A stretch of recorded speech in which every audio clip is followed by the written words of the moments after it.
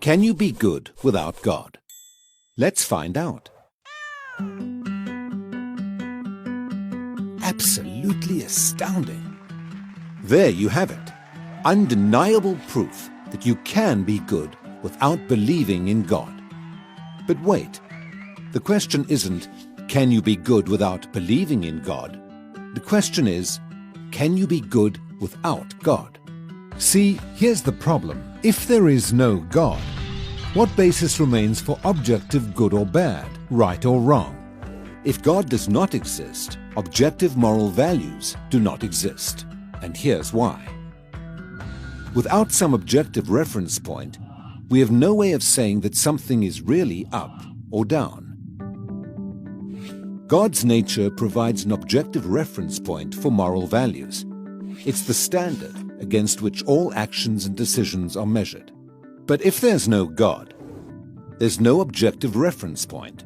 All we're left with is one person's viewpoint, which is no more valid than anyone else's viewpoint.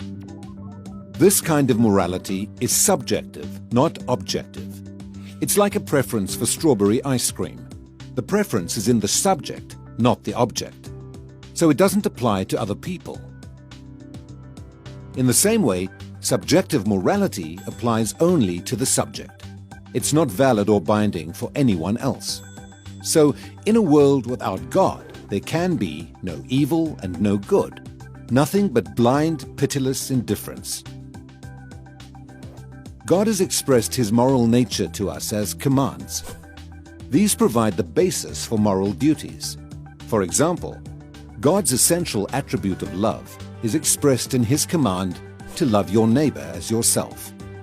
This command provides a foundation upon which we can affirm the objective goodness of generosity, self-sacrifice, and equality.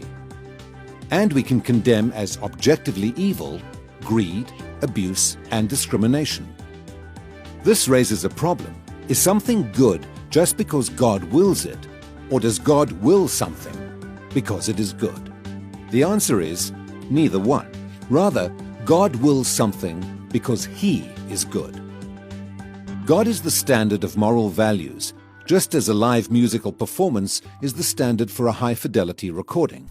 Without your love. The more a recording sounds like the original, the better it is. Likewise, the more closely a moral action conforms to God's nature, the better it is. But if atheism is true, there is no ultimate standard.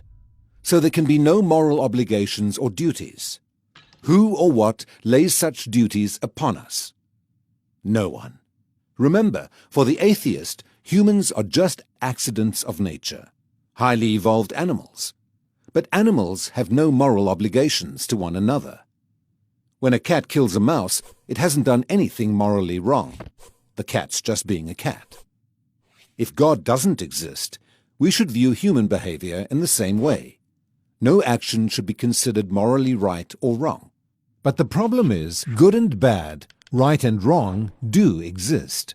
Just as our sense experience convinces us that the physical world is objectively real, our moral experience convinces us that moral values are objectively real.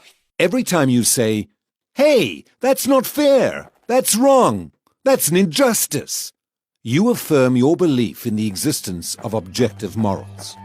We're well aware that child abuse, racial discrimination, and terrorism are wrong for everybody, always. Is this just a personal preference or opinion? No. The man who says that it is morally acceptable to rape little children is just as mistaken as the man who says 2 + 2 = 5. What all this amounts to, then, is a moral argument for the existence of God.